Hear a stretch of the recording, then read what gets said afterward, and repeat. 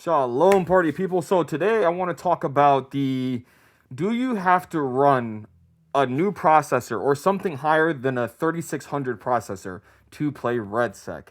And off the bat, I'm going to tell you that you need more than a 3600 processor to run RedSec. Now, to run Battlefield, I kind of struggled during the beta. I couldn't even, it was unplayable for me.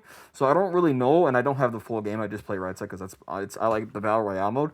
But the Battlefield itself, like Conquest and all that, I'm not sure, but this is mainly focused on RedSec. So let's hop right into this. As you can see, right now I am running I had to upgrade because the 3600 processor could not keep up. So I had to get the 5800. So with that being said, why did I upgrade?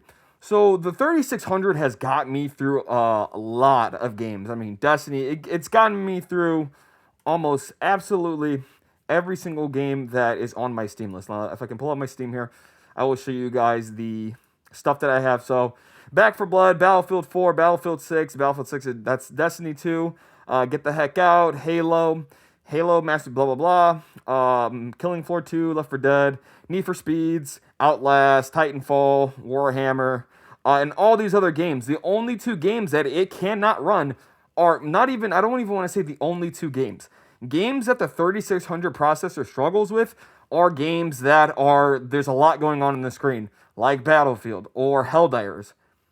It does not go good at all. But other games that are like arcade shooters or more slow pace in a sense for like frames and just the overall output to the processor do very well. But when you have a lot of load on that processor, it is absolutely horrible. So that is why I had to upgrade it.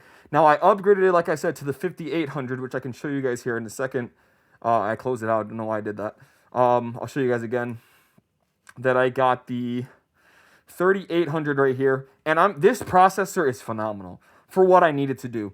Playing RedSec it went from absolutely unplayable to being able to play it, and I was getting held back so much, and I was still performing okay because I was blessed by God to have good fingers, pause on that.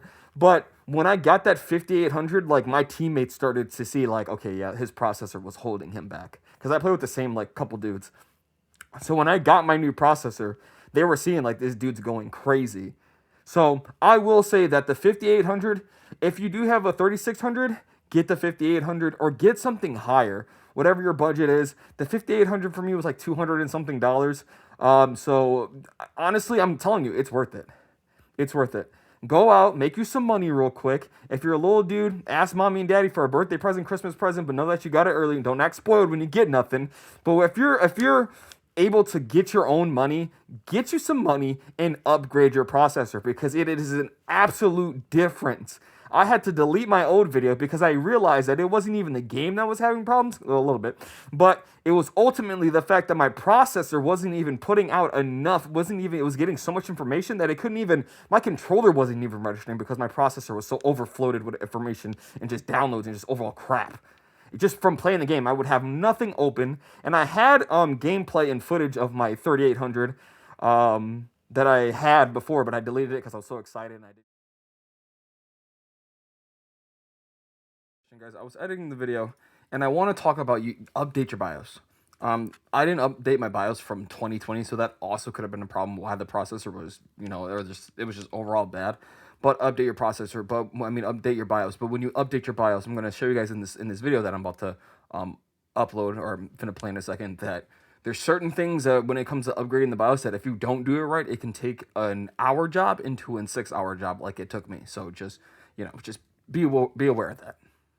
I want to give you guys a quick update. I have the Tough Gaming B550M Plus. Okay, don't forget that M. You need to make sure that when you update your BIOS, because I completely forgot that I had to update the BIOS, so I put the CPU in, it didn't work. Or it worked, but it just wasn't working like it wasn't. I haven't updated it since 2020.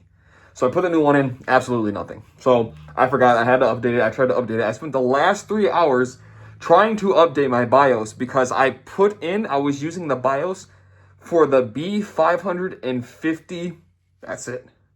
I forgot to put the M. So make sure you miss no dashes, No numbers, no letters, because though it had a picture of the motherboard, it looked just like mine. But when I put in the M, I found the exact BIOS upgrade that I needed. So just make sure, guys, that you put everything into the T, because it can be the smallest thing on why your BIOS is not being updated. Didn't even save the videos or anything, but I had the footage, and like I said, it was absolutely dog crap. So upgrade your processor. Upgrade your processor. Now I'm going to show you, like I said, this is the 36 that I took out. This is the fan that came with the 36. Now this is I don't even know. This is a Wraith Stealth cooler. And then the other one that comes with the 5800 is like a Wraith Prism cooler or something. Not really too sure. But this one, I'm going to tell you this. This one does good for the 4800. But to be honest with you, after putting the... And this is the thing, guys. If you guys don't... I'll do this on another note.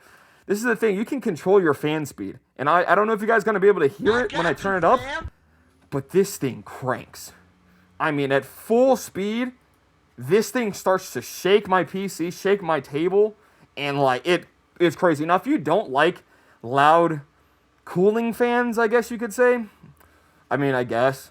But for me, I get it. Like, the fact that it's so loud and so, like, tweaking is because it's powerful. The fans are powerful. They're putting out a lot of spins per second. So that's why I'm like, dude, it's loud. I don't care. It's doing a very, very good job. So let me see if I can move this here. Get more of it on the screen so my face isn't blocking it. Oh, you can't really see it. If I do that. Okay. All right, we'll probably try and get it out this way. All right, sweet. So... you can upgrade. I don't even know what I was talking about, guys. you can upgrade, or you can turn up your fans. Remember this in game, guys. If you are playing a competitive game and you know that that game is very draining on your processor or GPU, make sure that you have them on silent, or if you want to, if you like that silent, it can go silent. Keep that on when you're not playing a game or when you're in the lobby. And then when you get into a game, turn them fans all the way up. All the way up. Boost them all the way up. This will help cool it down and keep it flowing way faster. Way faster. So, overall, I would say that you can run this AMD, I don't even know what this is called, but this is kind of it's a weaker version. It's good, though, but it can drop, like, my CPU is running at 38 degrees right now. It was running at, like, 50, 60, 70. So, it's a drastic change. So... it's definitely worth putting on the cooler that comes with the 5800. People were saying in the comments on Amazon that it was trash, but because it was too loud. And I'm like, that's coming from the power it's using to push that, cool that CPU down. So overall, I really like this. And it's super good. It's super good.